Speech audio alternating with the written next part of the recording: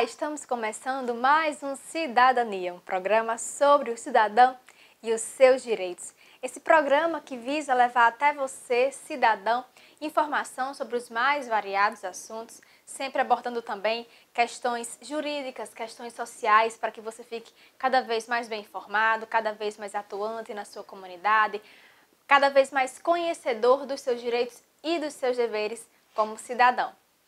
E hoje nós vamos falar sobre um assunto importante, mas que ainda tem muitos mitos, muita desinformação rondando o assunto. Mas eu falo sobre ele daqui a pouquinho, porque antes eu quero dizer para você, você já sabe, que pode conversar conosco através das nossas redes sociais, deixar sua sugestão de tema, seu comentário, sua crítica, seu elogio, porque nós estamos aqui para escutar você, cidadão. Então, vai aparecer na sua tela, nós temos o número do nosso WhatsApp, que é o 999059769. Temos também o Facebook, Programa Cidadania. Temos o Instagram, Programa Cidadania. E temos também o Twitter, @cidadania_TVC. Então, entre em contato conosco que nós estamos esperando a sua participação. E quero também deixar aqui, lembrar a vocês, o portal novoeleitoral.com, que é um portal de notícias, de informações, de artigos sobre especificamente a área do direito eleitoral e partidário. Então, você que votou no seu candidato, que elegeu seu candidato, é bom que você se informe, né, sobre o trabalho que ele está fazendo, seja na sua cidade, no seu estado, né, ou então lá no Congresso Nacional em Brasília. É importante saber os projetos de lei que ele está propondo, como ele está votando. Então, acompanhe, saiba mais sobre essa área do direito e essa área da cidadania através do novoeleitoral.com, que inclusive tem alguns cursos também gratuitos, alguns cursos à distância. Então, se informe, acesse. Eu tenho certeza que você vai gostar muito. E falando um pouco sobre o nosso tema, eu falei que era um tema importante, mas que ainda rodeado de muitos mitos, né? Que é a doação de sangue e a doação de medula óssea. Muita gente se pergunta o que é a medula óssea, como é feita a doação de sangue, será que esse sangue que eu doei vai faltar no meu corpo? Essas dúvidas, esses mitos serão respondidos pela nossa entrevistada, que trabalha no Hemocentro aqui em Mossoró, Alda Salles, que vai vir no próximo bloco conversar um pouco conosco. Então, se você tem dúvidas sobre esse tema, pode mandar aqui pra gente, que com certeza a Alda vai poder tirar um pouco das nossas dúvidas. E só para adiantar, abordando um pouco essa questão jurídica sobre o tema, é importante que a gente lembre que o doador de sangue, né, desde que devidamente comprovado que ele doou o sangue, ele tem direito a uma folga a cada 12 meses no serviço.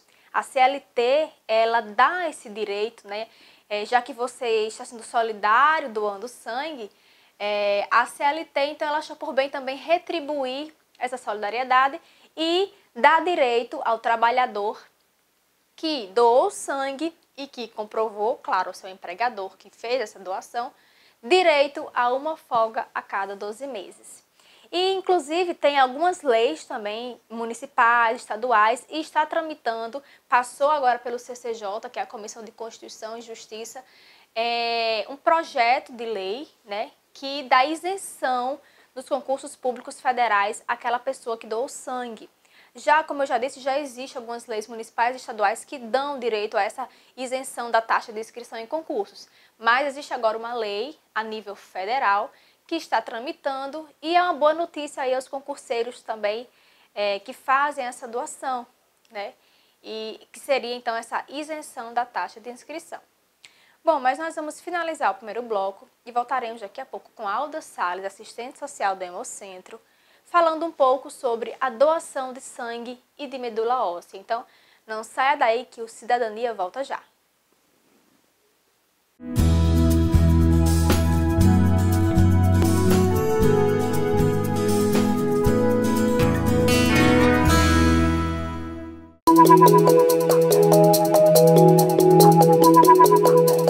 Meu nome é Alexandre, sou pediatra do SAMU.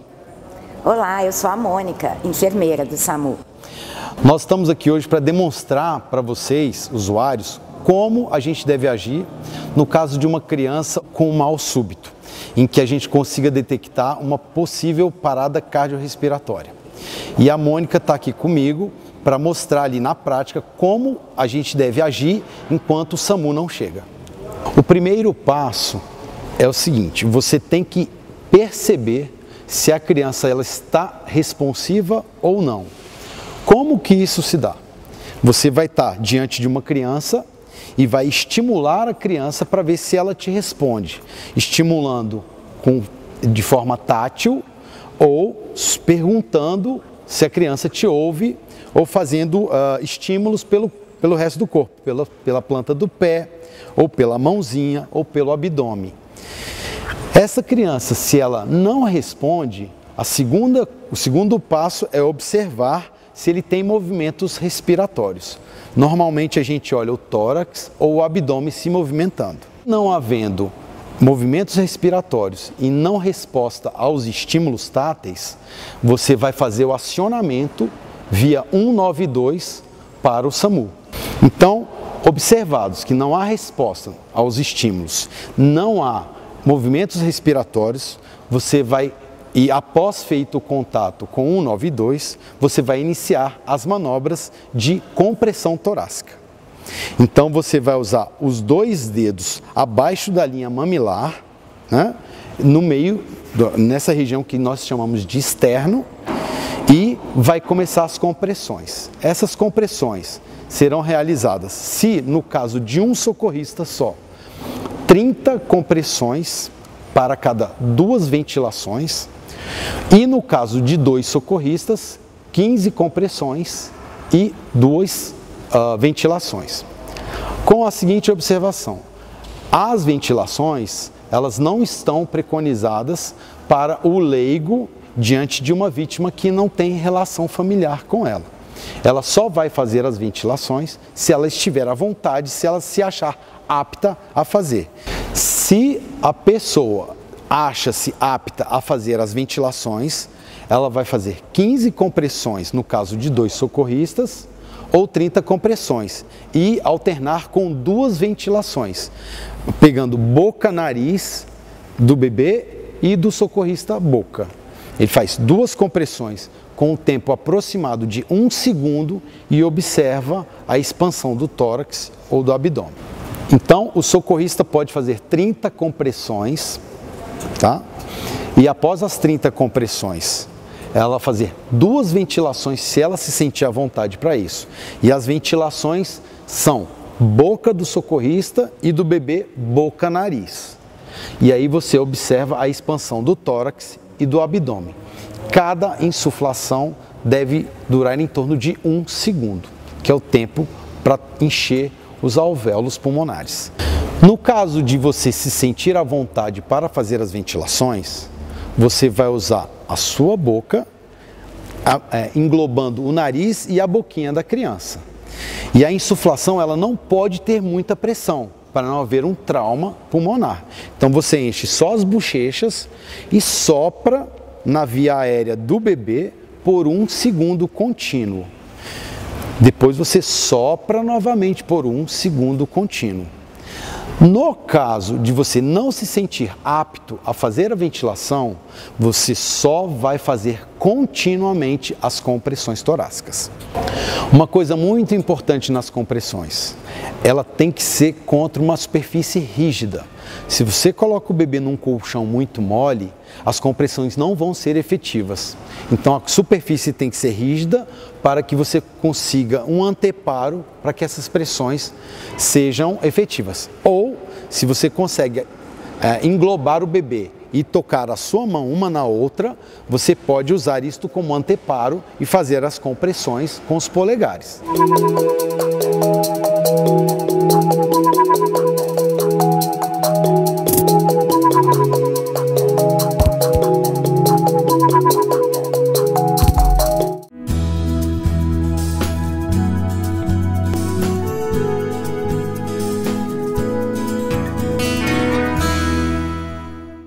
Estamos de volta volta com o segundo bloco do programa Cidadania, um programa sobre o cidadão e os seus direitos. E como eu informei no primeiro bloco, nós vamos abordar hoje um tema muito importante, que ainda é rodeado de muitos mitos, que é a doação de sangue, a doação de medula óssea.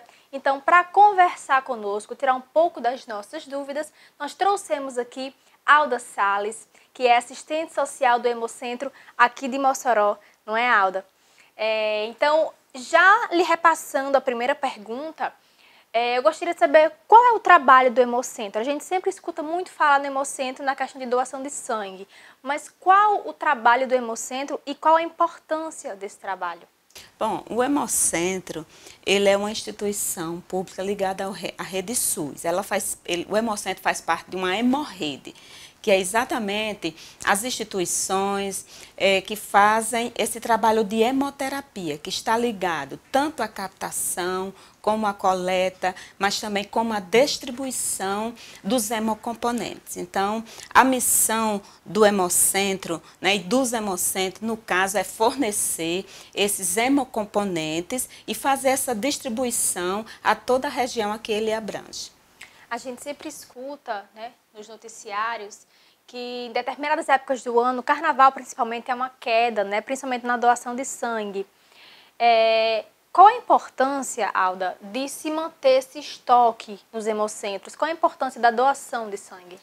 A importância geral, né, que as pessoas devem entender com relação à doação de sangue é lembrar que o sangue, ele não é um composto, um insumo que é comprado na farmácia, nem que o Ministério da Saúde fornece para nenhum hospital e nem para nenhum hemocentro. Nós dependemos das doações para poder fazer essa distribuição. Então, um dos pontos principais é a característica, né, desse serviço que nós podemos doar à população, é que antes de nós fazermos esse serviço, nós temos que receber as doações. Então, cada pessoa ela tem que estar ciente. De modo algum vai se encontrar um sangue, ninguém vai fornecer sangue se não for o próprio doador. Então, é muito importante para que esse estoque permaneça equilibrado, que as pessoas façam suas doações sempre naquele tempo determinado, até 2 ou 3 doações por ano. No caso, mulheres podem fazer até 3, homens podem fazer até 4 doações durante o ano civil. Então, para permanecer esse estoque equilibrado, para que a gente não venha ficar em alguns que a gente chama os aperreios, né? Porque às vezes algum tipo sanguíneo ele é mais raro e temos mais dificuldades e às vezes as urgências chegam e não marcam hora. Alda, nós sempre vemos campanhas, né, do Ministério da Saúde informando sobre essa importância da doação. Inclusive, os dados do próprio Ministério da Saúde, eles revelam que 1 a cada 3 pessoas provavelmente um dia poderá precisar de acesso, né, a esse banco de sangue. Mas quem pode doar? Para quem está nos assistindo, toda pessoa pode doar? Tem algum requisito para isso? Olha, assim, no geral, todas as pessoas são candidatas à doação de sangue. Só que existem alguns critérios mais específicos e os critérios gerais. No caso aqui, a gente pode abordar os critérios gerais, que são, no mínimo, né, a questão de idade. A pessoa pode ter entre 16 e, no caso, 60 anos, tá certo? 69 se ele já for doador. Para a primeira doação, caso você vá fazer a primeira doação, você tem que ter, no mínimo, antes de 69, 59, 11 meses, né? Mas, no geral, é isso. E para menores de idade, entre 16 até completar os 18, tem que levar o responsável legal, no caso, o pai ou a mãe. Portar a identidade, um documento original com foto, pesar acima de 50 quilos, não ter feito tatuagem ou sobrancelhas pigmentadas, alguma maquiagem definitiva no prazo de 1 ano, pois isso deixa a pessoa inapta por 1 ano. Então, no geral, são essas. Não ter, assim, que a pessoa saiba alguma doença contagiosa que passe através do sangue. Então, no geral, os critérios são esses. Alda, como eu falei no início do bloco, alguns mitos rondam muito essa questão da doação. Muitas pessoas dizem, mas eles fazem um questionário quando a gente vai doar sangue, muitas vezes é invasivo.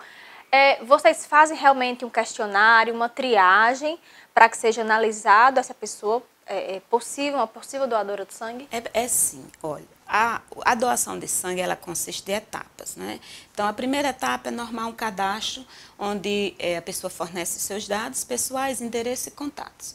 A segunda já é uma pré-triagem, que a gente chama, que é feito pelo técnico de enfermagem, onde é verificado os sinais vitais, tá certo? No geral, temperatura, pressão e pulso, peso, altura, e também na hora é verificado uma gotinha de sangue, feito um examezinho rápido que é a contagem da hemoglobina ou hematócrito, para saber se o volume de sangue é suficiente para fazer a doação. Então, esses são os pré-requisitos que são feitos na pré-triagem. Passa-se pelo serviço social, onde a gente vai fazer algumas orientações específicas. E é na triagem que o doador vai ficar sabendo realmente se pode fazer a doação, porque existem critérios mais específicos que vão desde alguns comportamentos pessoais, as perguntas giram em torno de alguns comportamentos pessoais, mas também com relação à saúde. Então, não é descartado em nenhum momento a qualidade do sangue, tá certo? Então, assim, é importante que o doador tenha essa consciência, não mentir na entrevista, porque existe, assim, realmente algumas perguntas de cunho pessoal, onde ele vai, né, passar, não é por constrangimento, porque essa entrevista é uma conversa sigilosa, tá certo? Ou individual, entre apenas o doador e a pessoa que está fazendo a triagem. Então, tudo que ele disser ali é extremamente colocado em sigilo. Então, assim, seria como uma consulta, digamos assim, onde ele vai ser sincero com algumas perguntas. Porque o objetivo maior é a gente passar, né, um doador, que ele faça a doação, mas que esse sangue chegue realmente a atingir o ponto máximo de segurança para aquele paciente que já está doente, que já está fazendo um tratamento de quimioterapia, ou que vai submeter uma cirurgia, se precisar, receba um sangue realmente com o percentual maior de qualidade nesse sentido. Alda, e, por exemplo, você já citou aí, por exemplo, a questão de algum impeditivo, que seria uma maquiagem definitiva, né? Quais são outros impeditivos temporários, né, a que a pessoa se restringe em poder doar sangue? Essa maquiagem definitiva, né, a micropigmentação na sobrancelha, que outras possibilidades seriam? Pronto, então esses critérios, alguns são mais específicos, mas no geral, o que não está relacionado às questões pessoais, a questões de comportamento, eu posso dizer aqui mais ou menos. Por exemplo, algumas cirurgias elas podem deixar o doador inapto temporariamente ou definitivo. Por exemplo, a gente sabe que a cirurgia bariátrica, ela deixa o doador por definitivo, tá certo? Então, ele não vai mais poder doar por uma série de questões que vai ser explicado na triagem. Algumas cirurgias, alguns procedimentos de exames mais invasivos, como a colonoscopia, a endoscopia, também existe um período, tá certo? Alguns são de 6 meses, alguns exames de 3 meses, alguma cirurgia 1 ano, algumas cirurgias. Então, tudo isso é avaliado pela triagem, né, onde eles vão ter um POP, né, um procedimento operacional, eles vão verificar a questão de medicação. Então, algumas coisas nesse sentido. Alda, e muita gente acaba se perguntando, né, a questão durante a doação de sangue, né, feita no próprio Hemocentro, e após essa doação, eu perdi meu sangue ele vai ser reposto, eu fico muito fraca. Explica pra gente um pouquinho essa questão. Pronto, então assim, o sangue, como a gente chama, né, ele é formado por componentes, né? Existe o plasma, que é a parte líquida do sangue, existe os leucócitos, as plaquetas e as hemácias. Então, a doação da bolsa de sangue é feita, no geral, em média, 430 ml de sangue. Vai depender um pouco, a variação é mínima, de acordo com o peso de cada doador. Mas o que acontece é que tudo é feito de acordo com os critérios, né? Então, o peso é muito importante para isso. Então, depois que o doador ele entra na sala de coleta, é feita a coleta da bolsa de sangue, vai ser tirado 430 ml de sangue. E esse volume de sangue do líquido, ele é reposto com 24 horas. Entendeu? Agora, assim, alguns componentes mais específicos, no caso, a questão do ferro. Então, como vai demorar um pouquinho mais, então, se estabelecer os critérios de doação no Ministério da Saúde, é que homens podem doar até no máximo 60 dias, no caso, né, no mínimo 60 dias, esse intervalo de uma doação para outra são 60 dias e para a mulher 90. E essa questão do sangue, será que muitas pessoas perguntam, inclusive, será que vai vicia? Será que eu vou ter que doar? Meu corpo está coçando? Não, a doação, ela já é voluntária, ela é altruísta e você, ela não é aquele compromisso. Você pode doar hoje e nunca mais doar, mas a experiência muitas vezes é tão boa que a pessoa vê que não tem nenhuma coisa assim muito difícil, que ela gosta tanto da experiência e ela volta a doar. Então, esse processo, ele é um processo de solidariedade, tá certo? Então, não vicia as pessoas, o sangue não enfraquece, o sangue não engrossa, é um procedimento que o próprio organismo, ele trata de restabelecer esse volume de sangue. Alda, para a gente finalizar esse bloco, antigamente dizia-se, né, o sangue tipo A positivo só pode doar para o sangue A positivo. Um exemplo, eu sei que tem essas combinações, né, daqueles que são doadores, dos recebedores, mas atualmente falou-se muito que há uma divisão, uma separação entre esses componentes que você citou, plasmas, leucócitos. Isso procede ou realmente tem que ser a doação ela tem que ser para aquele sangue específico que é apto a recebê-lo? Olha, existe a classificação dos grupos sanguíneos, os positivos, os negativos e os outros grupos como o O, a B e A. Então, assim, quando esse sangue ele é fracionado, ele ainda mantém a questão da classificação, tá certo? O que é que vai acontecer e por que a gente diz assim, uma bolsa de sangue pode salvar até 3 ou 4 vidas? Exatamente por isso, porque ele é separado.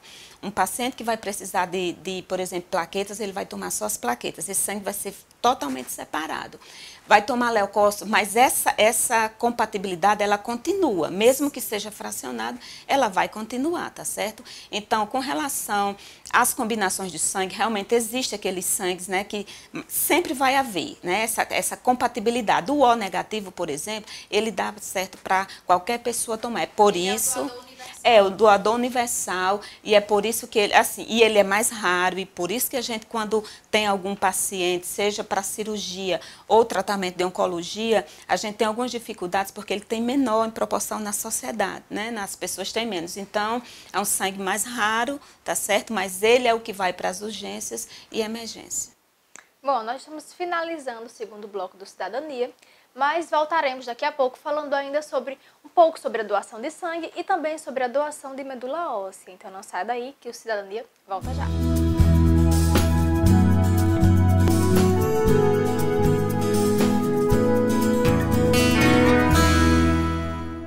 O Ministério do Turismo adverte: muitas vezes a exploração sexual de crianças e adolescentes acontece diante dos nossos olhos. Quem finge que não vê, vira cúmplice. Fique de olho e denuncie. Disque 100. Ministério do Turismo, Governo Federal, Pátria Amada Brasil. A gripe pode matar seus filhos. A gripe pode matar seu sonho de ser mãe. A gripe pode tirar você dos seus filhos e netos. Por isso, se você faz parte desse público, não coloque a sua vida e a de quem você ama em risco. Procure uma unidade de saúde, leve a caderneta de vacinação e vacine-se contra a gripe. Ministério da Saúde, Governo Federal, Pátria Amada Brasil.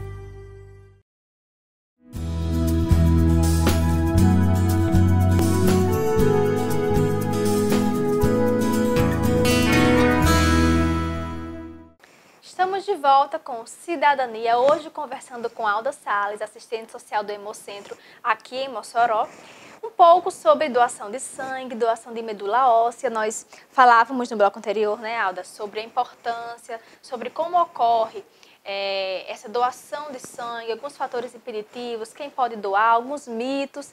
E é importante que se diga também, né, Alda, que um dos mitos que rondam a questão da doação é justamente o medo, o receio que as pessoas têm nessa retirada do sangue, na coleta do sangue, com medo de que adquira alguma doença. E é importante que se diga que esses materiais, eles são materiais descartáveis, quando necessário serem reutilizados, eles são devidamente esterilizados, para que as pessoas não fiquem com medo de realizar a doação, né, com esse receio de que adquira alguma doença, né?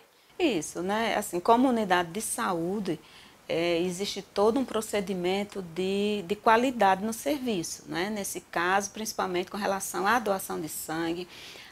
O pessoal que faz a coleta, os enfermeiros, os técnicos, eles sabem aquele procedimento todo de segurança e não foge à regra lá no Hemocentro, né? Nós temos também esse cuidado, existe a orientação, existe capacitação, inclusive uma das missões, né, do Hemocentro é fazer essa capacitação com os servidores, porque já que é um serviço mais específico de hemoterapia, então sim precisa sempre estar renovando, os profissionais sempre estão sendo capacitados para fazer essa atuação.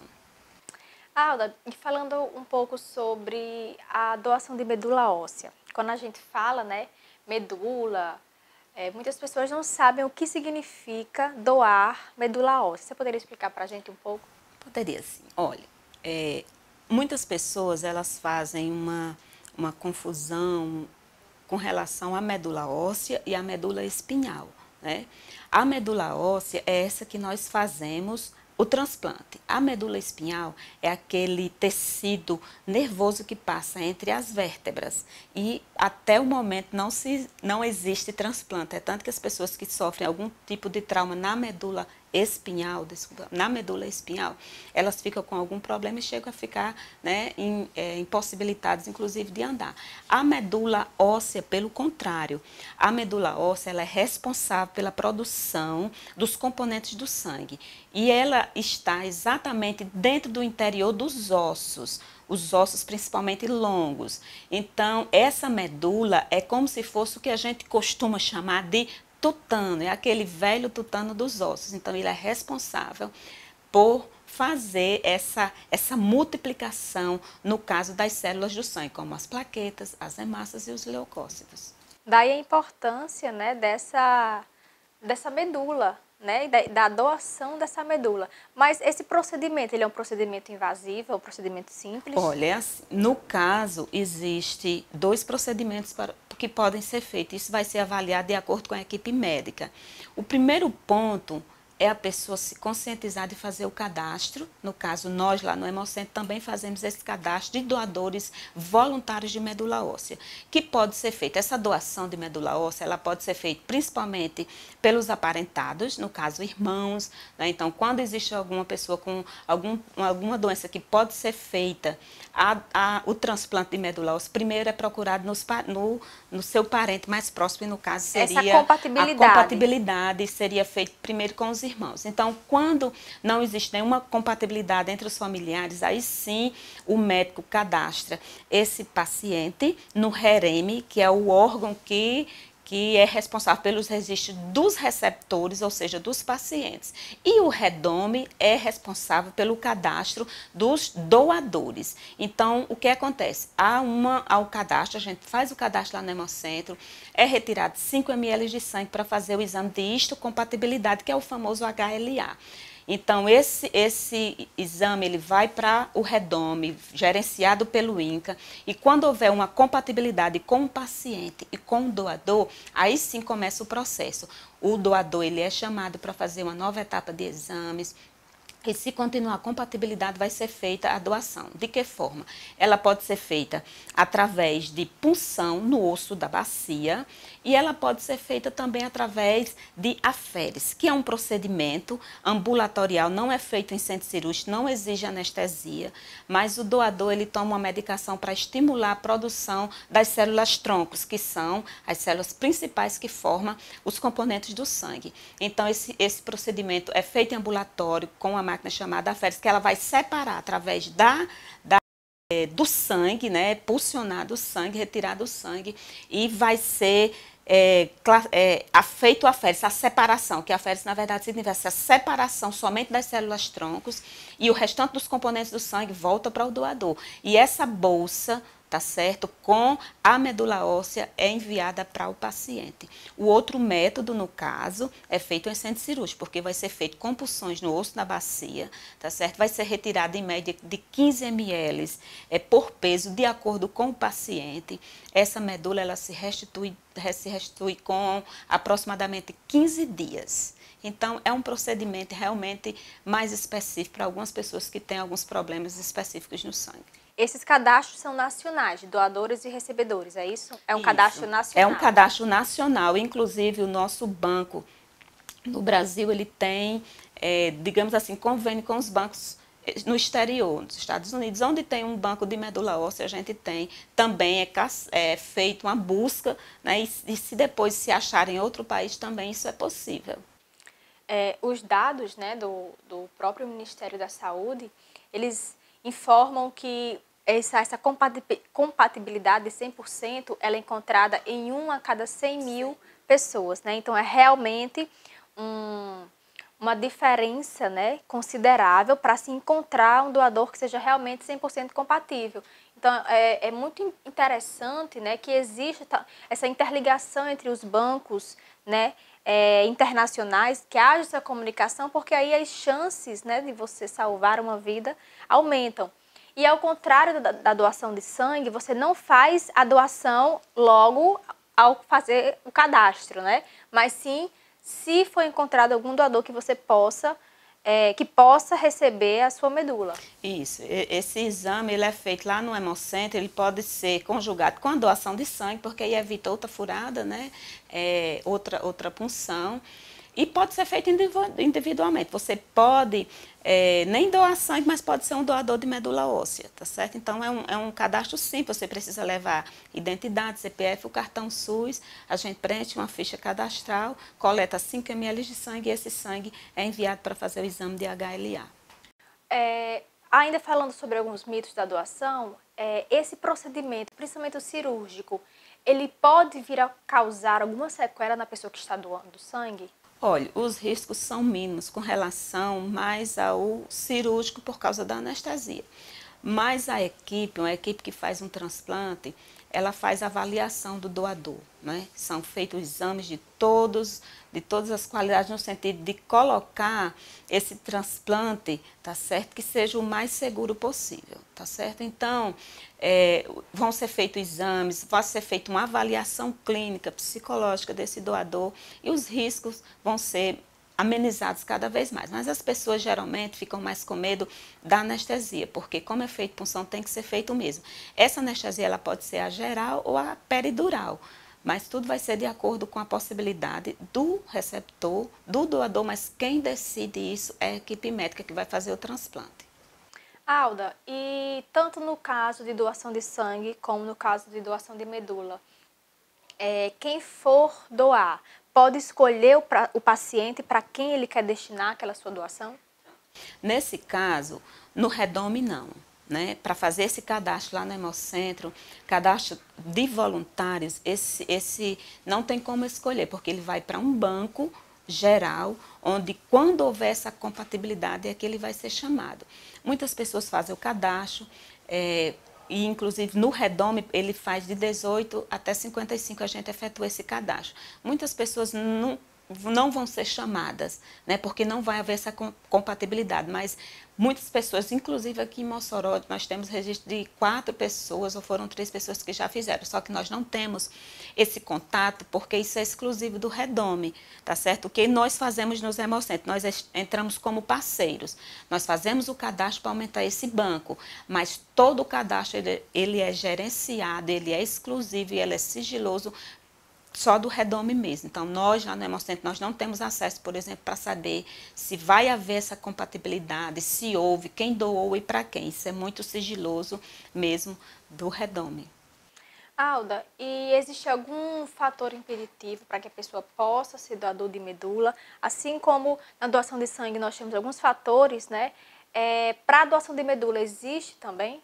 Olha, no geral, os critérios específicos é ter a idade, né, entre 18 e 55 anos, portar carteira de identidade, levar, no caso, a gente faz com o cartão SUS. Existem algumas coisas específicas que é feito, por exemplo, doenças infecto-contagiosas através do sangue, ela já é, né, uma orientação que a pessoa não pode fazer, porque e se a pessoa já tem algum problema, né, infecto contagioso, então não tem como ela fazer mais esse cadastro, porque quando for fazer os exames de segunda etapa, vai ser detectado isso e o cadastro vai ficar inválido, ele vai sair do Redome.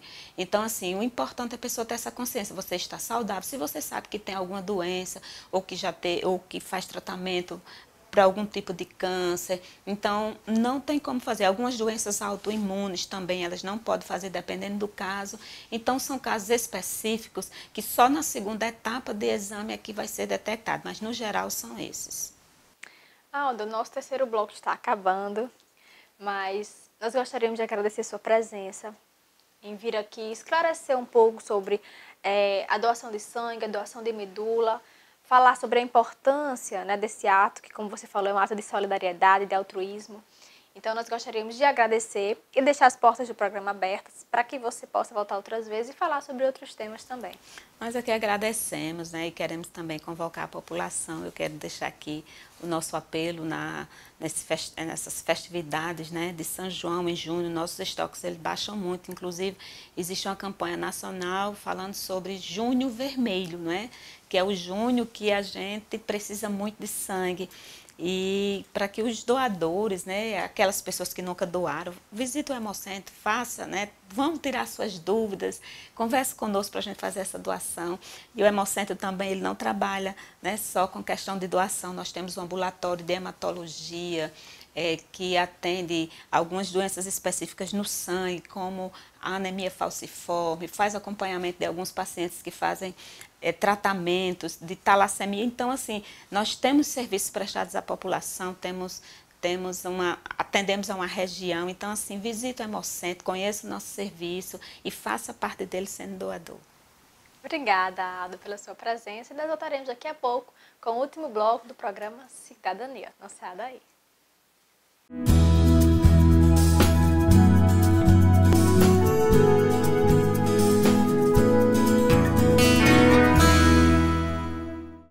Ei, eu queria poder falar com você. Te falar desses últimos meses e como tudo tá melhor. Eu percebi que viver é incrível, mais do que eu imaginava. Ser pai era um sonho e você me permitiu presenciar o nascimento da minha filha. Foi lindo. Pintei o quarto dela exatamente como imaginei. Antes de você, eu tinha medo de não conseguir estar presente quando esse momento chegasse. Queria te contar que, por sua causa, eu pude viver tudo isso. Provavelmente outras pessoas por aí querem te falar muita coisa também. Acho que você teria orgulho. Não só por mim, mas por ter feito algo tão nobre por pessoas que nunca viu. Eu só queria dizer obrigado. Obrigado por me dar mais tempo com a minha família. Obrigado pela sua doação de sangue. Doe sangue regularmente. Tem sempre alguém precisando de você. Procure o Hemocentro mais próximo e seja um doador. O desmatamento e o aquecimento global. A Amazônia Legal abrange 5.217.000 quilômetros quadrados. Dentro dela, caberiam todos os países da Europa Ocidental. A floresta abrange outros 8 países.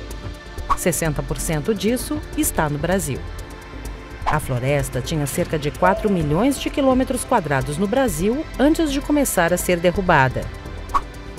Um Chile inteiro já foi desmatado, ou 19% da floresta original. No pior ano, 1995, uma área maior que Sergipe foi devastada. Desde 2005, porém, as taxas anuais de desmatamento vêm caindo, com operações do IBAMA e corte de financiamento para quem desmata. A menor foi em 2012, 4.600 quilômetros quadrados. Cada quilômetro quadrado de floresta derrubada lança no ar até 50 mil toneladas de gás carbônico, ou seja, o mesmo que 50 mil carros 1.0 rodando 20 quilômetros por dia. Esse gás do efeito estufa faz a atmosfera aprisionar mais calor e agrava o aquecimento global. A ONU quer impedir aquecimento acima de 2 graus Celsius, pois isso pode causar desastres como secas, ondas severas de calor e inundações. No gráfico de emissões brutas de gases estufa, o desmatamento foi perdendo importância perante os demais setores da economia, que aumentam rapidamente. Nos anos 90, o desmatamento representava 70% das emissões brasileiras. Hoje, essa fatia caiu para 35%, graças principalmente à queda no desmatamento da Amazônia.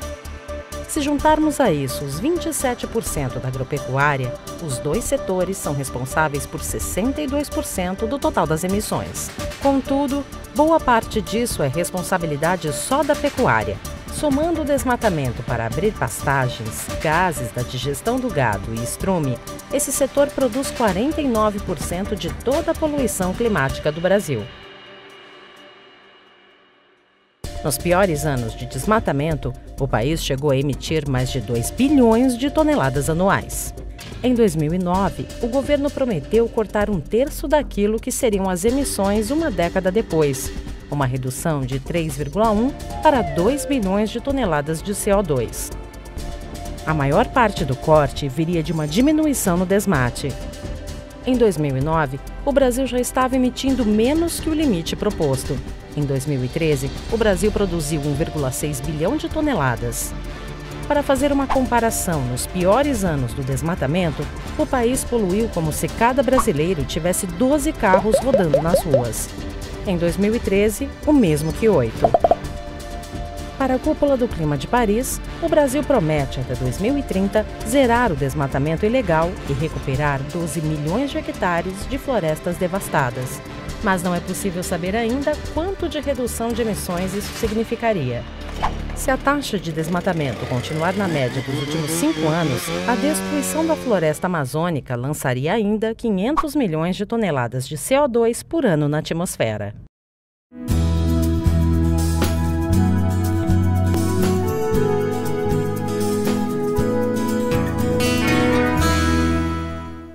Estamos de volta com o Cidadania, nosso último bloco. E hoje eu vou chamando o Dr. Herval Sampaio com seu quadro Em Pauta, onde ele discute e emite a opinião dele sobre diversos assuntos sociais, jurídicos, temas polêmicos. Então você que gosta, dos posicionamentos de Dr. Herval, ele está chegando aí com o quadro Em Pauta. Vamos assistir.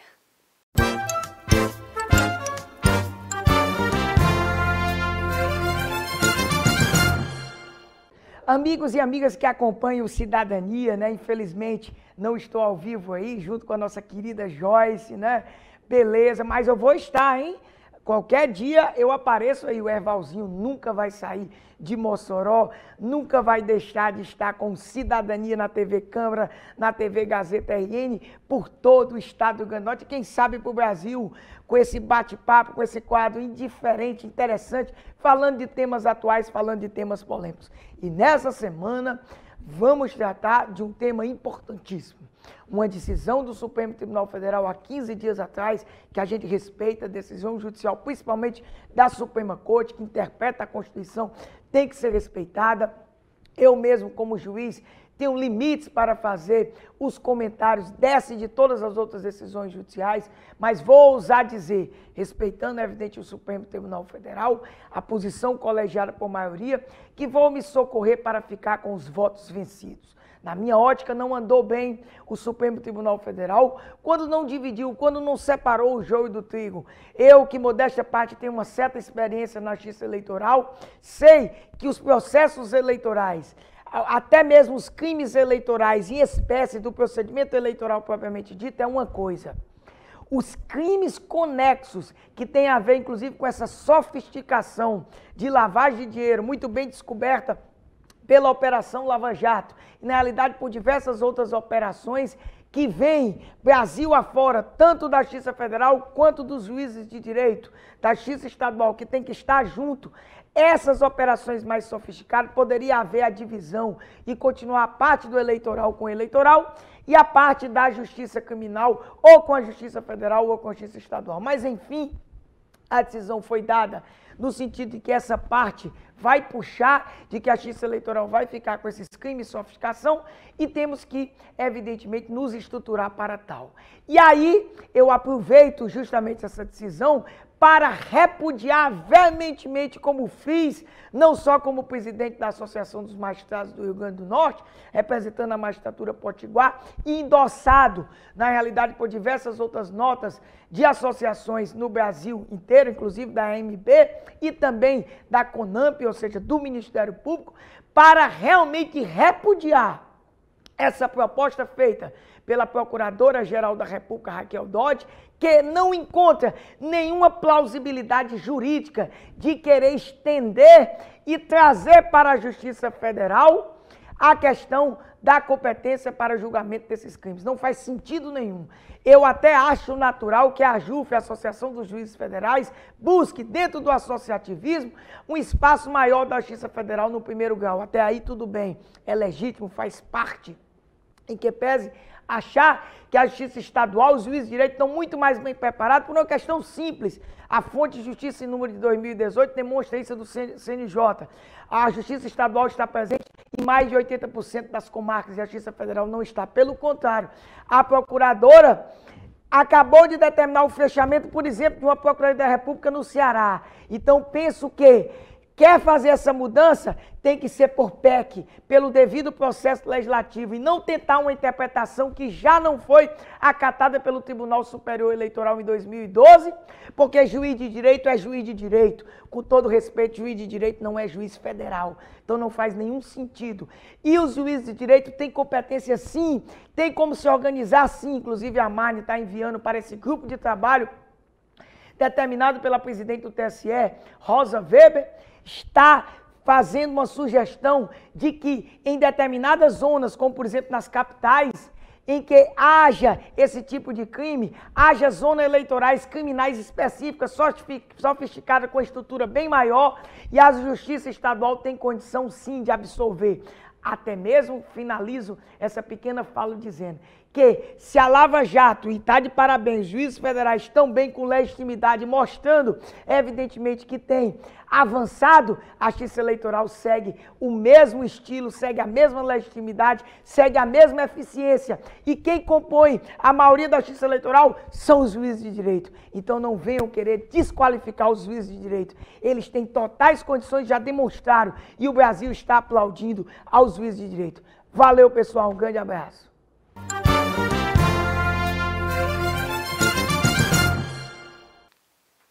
É isso aí, doutor Erval, sempre com suas posições, suas opiniões fortes, né, consistentes.